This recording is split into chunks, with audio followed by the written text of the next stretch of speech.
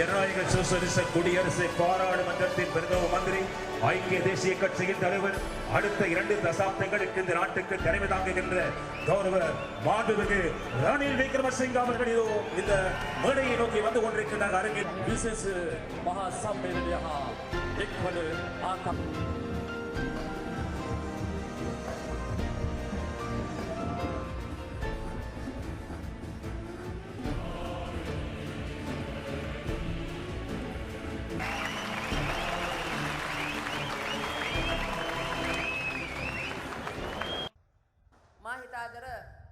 එක්සත් ජාතික පක්ෂ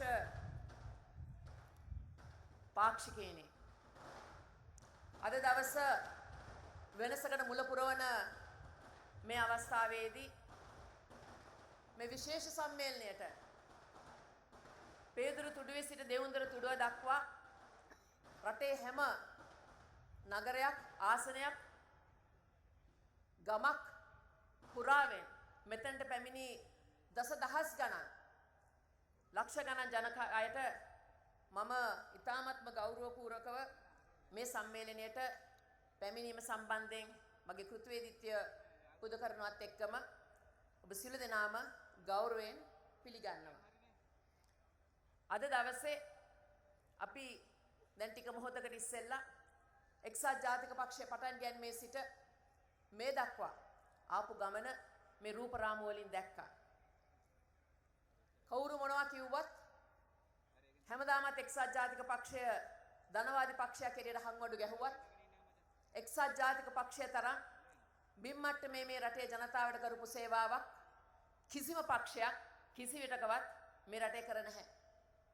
ඉතිහාසයේ පුරාවටම ආපස්සට හැල්ල බලනකොට මේ රටේ වාරි කර්මාන්තය දියුණු කරමින් ජාතියේ පියාණන් වන මහා මාන්‍ය ඩී.එස්. සේනානායක මැතිතුණියෙන් පටන් ගත්තම එතුමාණන් ඩී.එස්. සේනානායක සමුද්‍රයෙන් පටන් ගත්තම යෝධ දැවැන්ත වාරි කර්මාන්ත මේ රටට බිහි කරපු පක්ෂය එක්සත් ජාතික පක්ෂය. ගොවි ජනපද බිහි කළා කෘෂි ආර්ථිකය ශක්තිමත් කළා අදටත් මේ රටේ ජනතාව ජීවත් කරවන පක්ෂය එක්සත් ජාතික පක්ෂය. යෝධ දැවැන්ත ව්‍යාපෘති ගැන කතා කරනකොට මහවැලිය රන්දෙනිගල කොත්මලේ සමනල වැවැනි දැවැන්ත ව්‍යාපෘති අපි ටික මොහොතකට ඉස්සලා දැක්කා.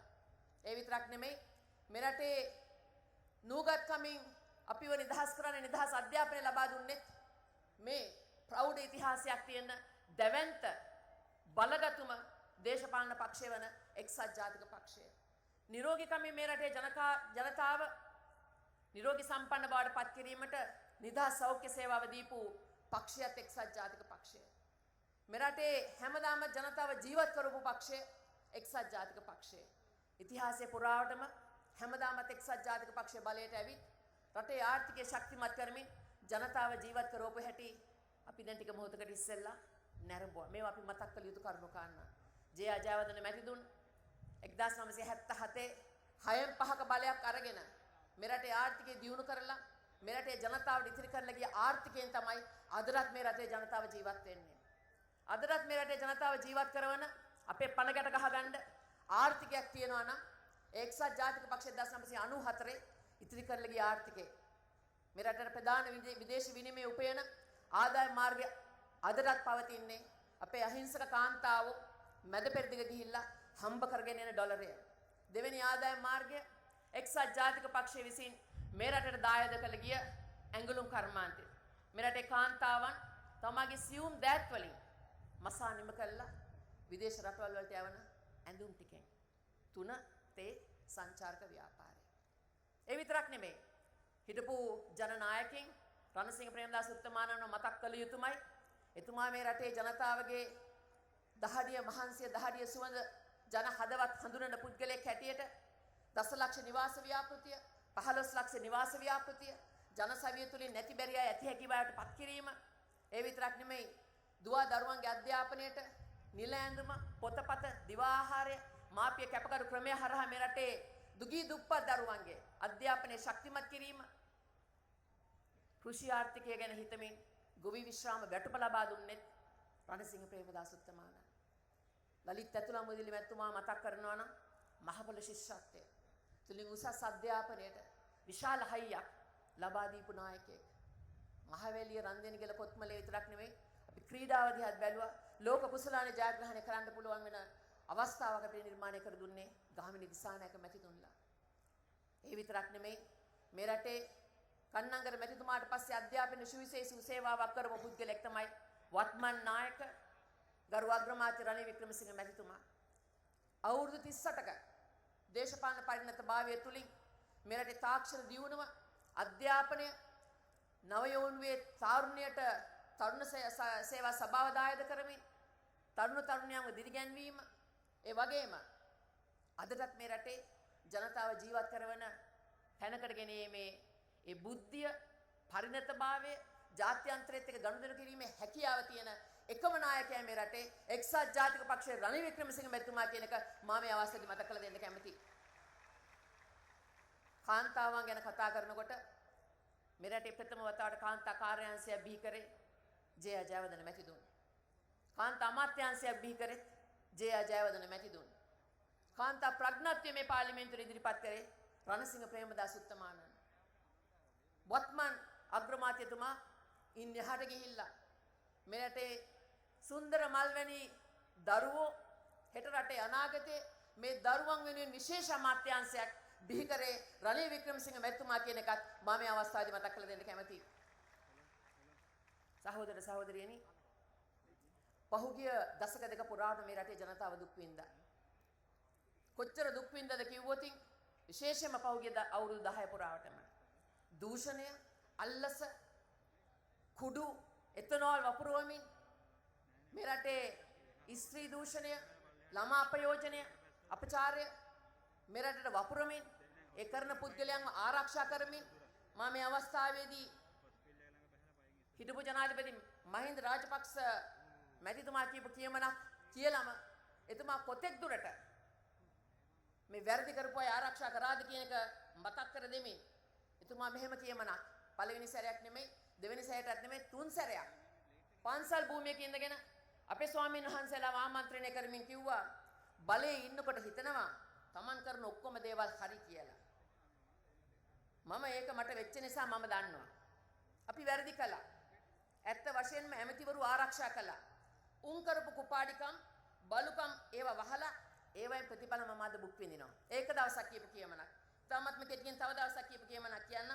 මම වැරදි නෑ කියන්නේ නෑ. මගේ වැරදි තිබුණා. සමහර වැරදිකරුවන් වැරදි වලින් මම නිදහස් කළා. මම බලපෑම් කළා ඒ අයව නිදහස් කළා. ඒක වරදක්. සමහර අය කරපු වැරදි වලට දඬුවම් කළේ නෑ. අපි ඒව වසන් කරන්න හැදුවා. මම හිතනවා මම කරපු වැරදි මේවා කියලා. මම මහින්ද රාජපක්ෂ මැතිතුමාට මේ විශේෂ සම්මේලන වේදිකාවෙන් ඉඳගෙන අභියෝග කරනවා. Taman නිර්දෝෂ කරපු, වසන් කරපු, වැරදි කරපු මැති ඇමතිවරු, කුපාඩිකම් කරපු, බලුකම් කරපු මැති ඇමතිවරු වහාම නම් කරන්න කියලා නාම යෝජනා දෙන්න ඉස්සෙල්ලා. ඒ අයව ආරක්ෂා කරන්නද? ඒ අයද අද මහින්ද රාජපක්ෂව නැවත වාරයක් ගෙනල්ලා ඒ අයගේ මේ වැරදි වලින් ආරක්ෂා කරලා නැවත වාරයක් මැරදි කරන්න හොළඹවන්නද මේ අය ඉදිරිපත් වෙන්නේ කියන එකත් මම අහන්න කැමතියි. මේ වැරදි තේරුම් ගත්ත මේ රටේ ජනතාව ජනවාරි 8 වෙනිදා මේ රටේ විශාල විප්ලවයක් කරා. ඒ විප්ලවය ඒ විප්ලවය මම හිතන්නේ රට කාලෝචිත විප්ලවයක්.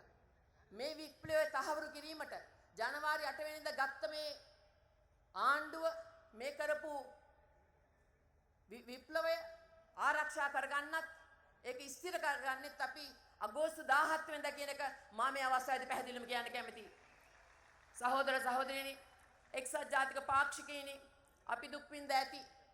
මහින්ද රාජපක්ෂට මෙරටේ මන්ද පෝෂණය පෙනුනේ නැහැ. ගැබිනි මවුරු මන්ද පෝෂණයෙන් ඉන්නවා දැක්කේ නැහැ. දරුවෝ අතර ෂේ වීම කුරු වීම දිනෙන් දින වැඩි වෙනවා දැක්කේ නැහැ. අම්මාවරු තමාගේ දරුවන්ට 3 වේලක් එක වේලක් දී ගන්න බැරුව ඇඬු කඳුලෙන් නිින්දට යනවා බලාගෙන ඉන්න බැරුව වහල්ලියන් හැටියට මෙහෙකාරියන් හැටියට මැද පෙරද දුවගෙන යනකොට ඒවට විසඳුම් හෙව්වේ නැහැ. මෙරටේ ආර්ථිකය ශක්තිමත් කරන්න එක නව ආර්ථික ව්‍යාපෘතියක් මෙරටට හඳුන්වලා දුන්නේ නැහැ. කරානම් කරේ කොන්ක්‍රීට් කැලෑවල් නිර්මාණය කරන මුලාවෙන් සංවර්ධනය කරනවා කියමින් අතිවිශාල මුදල් කන්දරාවක් ගසා කෑම පමණයි. ඒ ගසා කෑමේ ප්‍රතිඵලයේ හැටියට නොරිච්චෝල ගත්තත්, මත්තල ගත්තත්, හම්බන්තොට ගත්තත්, හෙජින් කිවිසුම ගැන කතා කරත් GSP එක අහිමි වීම හේතු වෙනුත් මේ වාගේ ශ්‍රී ලංකා ගුවන් සමාගම, මිහින් ලංකා මේ වාගේ කෝටි ප්‍රකෝටි ගණන් අලාභ සිදු කරමින් ඒ අලාභ වලට ඒ වන්දි ගෙවන්නේ මෙරටේ අහිංසක ජනතාව කියන එකත් මතක් කර දෙමින් අපි දහඩිය මහන්සියෙන් මේ මහ පොළොවේ ගැටලා හම්බ කරන හැම සතේම අපෙන් හූරා කමින් අර හූරා කන මිනිස්සුව ආරක්ෂා කරමින් ඒ අයට ආවරණය දෙමින් රැකවරණය දෙමින් කරපු දේ පමණයි මහින්ද රාජපක්ෂ මැතිතුමා කරේ. වත්මන් ආණ්ඩුව දිනසීයේ ආණ්ඩුවක් මේ දිනසීයේ ආණ්ඩුව විසින් දීපු දිනසීයේ පොරොන්දු වලින් 99% මේ වෙනකොට ඉෂ්ට කරලා තියෙනවා. අපි මේ බුද්ධි මේ වෙනකොට භුක්ති විඳිනවා. අපි සියලු දෙනාම දන්නවා පහුගිය වසර 20 පුරාවටම හැම මැතිවරණයකදීම ශ්‍රී ලංකා නිදහස් පක්ෂය පොරොන්දු දුන්න විවිධ පොරොන්දු. ගැබිනි මවුරුන්ට පෝෂණ මල්ලක් දෙනවා කිව්වා. දරුවන්ට කිරි වීදුරක් දෙනවා කිව්වා. රාජ්‍ය සේවකයන්ගේ පඩි සමහර අවස්ථාවල 1500කින් වැඩි කරනවා කිව්වා. 1000කින් වැඩි කරනවා කිව්වා. 2000කින් වැඩි කරනවා කිව්වා. එක දවසක්වත් එක සතියක්වත් වැඩි කරේ නැහැ. දිනසියේ රජය විසින් රාජ්‍ය සේවකයන්ගේ වැටුප් මම මේ අවස්ථාවේදී ගරු රවි කරුණානායක මැතිතුමාට මගේ කෘතවේදීත්වය පුදු කරන්න ඕනේ. රාජ්‍ය සේවකයන්ට රුපියල් 5000ක් 8000ක් මේ වෙනකොට රුපියල් 10000ක වැටුප් වර්ධකයක් විතරක් නෙමෙයි ඉන්ධන මිල අඩු කරා, ගෑස් මිල අඩු කරා, කාන්තාවටගේ දැත් ශක්තිමත් කරන්න බඩු මිල අඩු කරා. ඊටත් වැඩිය 4 ලක්ෂයක් වන ගැබිනි මව්වරුන්ට අඩුබර දරු උප්පත්තිය මේ රටෙන් මේ මහ පොළොවෙන් නැති කරන්න එතුමා සල්ලි වෙන් කරලා මේ වෙනකොට ගැබිනි මවුරුගේ පෝෂණය සම්බන්ධයෙන් රුපියල් 20000ක දීමනාවක් තුලින් අඩුබර දරු උප්පත්තිය කරන්න අපි සැලසුම් සහගතව 4 වෙනි මාසෙත් පෝෂණ මල්ල දීලා තියෙනවා. ඒ විතරක් නෙමෙයි ලෝක බැංකුවෙන් ඩොලර් මිලියන 50ක සහායක් අරගෙන පෙර පාසල් අධ්‍යාපනය ශක්තිමත් කරමින් පෙර පාසල් පාලිකාවට රුපියල් 3000ක දීමනාවක් දෙසැම්බර් මාසයේ සිට දීමට බලාපොරොත්තු වෙමින් පෙර පාසල් නොයන 30ක් වන දරුවන්ට පෙර පාසල් අධ්‍යාපනයේ වටිනාකම හඳුන්වා දෙමින් පෙර පාසල් අධ්‍යාපනය ලබා දෙමින් දරුවන්ගේ ජීවිත සාක්ෂාත් කරගන්නත් වැඩපිළිවෙලක් තියෙනවා. අපි කරපු දිනසියේ වැඩ අතරට ඒ අතරතුරේ දිනසියේ විශේෂයෙන්ම මම පැහැදිලිවම කිව යුතු දෙයක් 18 වෙනි සංශෝධනයේ හදිසි පණිතක් හැටියට පාර්ලිමේන්තු උදේ ගෙනල්ලා එක മന്ത്രിවරයෙක් ওই පනත කියුවේ නැහැ. හවස වෙනකොට අත්උස්සල සම්මත කරපු පුද්ගලයෝ මේ රටේ ප්‍රජාතන්ත්‍රවාදය අහෝසි කරලා එක පුද්ගලයෙක් වටා බලේ රඳා පවතින 18 වෙනි සංශෝධනය අපි 19 වෙනි සංශෝධනය ගෙනල්ලා මේක අහෝසි කරලා ඒ බලය ජනතාවට ලබා දුන්නා. මේකම ඇති එක්සත් ජාතික පක්ෂයට නැවත වාරයක් ඡන්දය ලබා දෙන්න. සහෝදර සහෝදරියනි, මුළු ලෝකෙම අද මායිම් නැති විශ්ව ගම්මානයක් බවට පත් වෙලා තියෙනවා. මුළු ලෝකෙම දැනුම කේන්ද්‍රය කරගත්ත ආර්ථිකයක් බවට පරිවර්තනය වෙලා තියෙනවා. එහෙම තියෙනකොට මේ රටේ තාමත් ප්‍රධාන ආදායම් මාර්ගය බවට පත් වෙලා තියෙන්නේ මං කලින් කිව්ව ආකාරයෙන් අපේ අහිංසක කාන්තාව මැද පෙරදිග ගිහිල්ලා හම්බ කරගෙන එන ඩොලරය. රනිල් වික්‍රමසිංහ මැතිතුමාගේ ඉදිරි දැක්ම විශේෂම දූරදර්ශිත දැක්මක් එක්ක අපේ ප්‍රතිපත්ති ප්‍රකාශනය තුලින් මෙරටේ ජනතාවට පැහැදිලිවම පෙනේ මෙරට ඉදිරියට ගෙනියන්න පුළුවන් නායකත්වයේ තියෙන ශක්තිය තියෙන දැනුම තියෙන ජාත්‍යන්තරයත් එක්ක සම්බන්ධතා තියෙන එකම පුද්ගලයා රනිල් වික්‍රමසිංහ මැතිතුමා කියන එක දැනුම කේන්ද්‍රය කරගත්ත ආර්ථිකය බිහි කරමින් මෙරටේ මානව ප්‍රාග්ධනයට ආයෝජනයක් කරමින් ලෝකේ ඕනෑම අභියෝගයකට මුහුණ දීමට හැකියාවක් ශක්තියක් තියෙන දරු පරපුරා බිහි කිරීමට මුල පුරන ආණ්ඩුව අගෝස්තු 18 වෙනිදා තෝරාපත් වෙන ශක්තිමත් බහුතර එක්සත් ජාතික පක්ෂය කියන එකත් කියමින්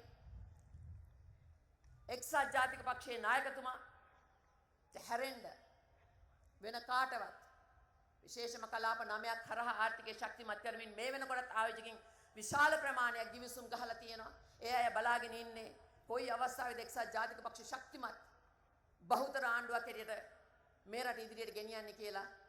ඒ දවස වැඩි ඈතක් නැහැ. ඒ දවස වෙනුවෙන් ඔබ සියලු දෙනාම අප කැපවි කටයුතු කරයි කියලා විශ්වාස කරමින් මේ මැතිවරණ සමයේදී ඔබ සියලු දෙනාගේම දායකත්වය පූර්ණ දායකත්වය බලාපොරොත්තු වෙමින් ඒකම අද මෙතනට අපිත් එක්ක එක්සත් ජාතික පක්ෂය තුළ පූර්ණ විශ්වාසය තබමින් පැමිණී සිටින විශේෂයෙන්ම වයඹ හිටපු මහ ඇමති හර්මාන්ත ඇමති SB නාවින්න මැතිතුමා ඇතුළු අනිකුත් මැති ඇමතිවරුන්ටත් මගේ කෘතවේදීත්වය පළ කරමින් ඊළඟ දින කිහිපය තුළ මීට වැඩිය බොහෝ ප්‍රබල මැති ඇමතිවරු අපිත් එක්ක එකතු වෙයි කියලා මම විශ්වාස කරන ඒ ප්‍රාර්ථනාවත් එක්ක මේ විශේෂ සම්මේලනයත් ඒ වගේම එක්සත් ජාතික පක්ෂයට විශිෂ්ට ජයග්‍රහණයක් අගෝස්තු 17 වෙනිදා ලබා දීමට අපි සියලු දෙනාම අප කැපවී කටයුතු කරයි කියලා ඉල්ලීමක් කරමින් ඔබ සියලු දෙනාටම සුබ දවසක් කියලා මම එක්සත් ජාතික පක්ෂයට රනිල් වික්‍රමසිංහ අගමැතිතුමාට සියල්ලන්ටම සුබ ප්‍රාර්ථනා කරමින් විශේෂ සම්මේලනයේ කටයුතු සමාප්තියට පත් කරනවා. ස්තුතියි.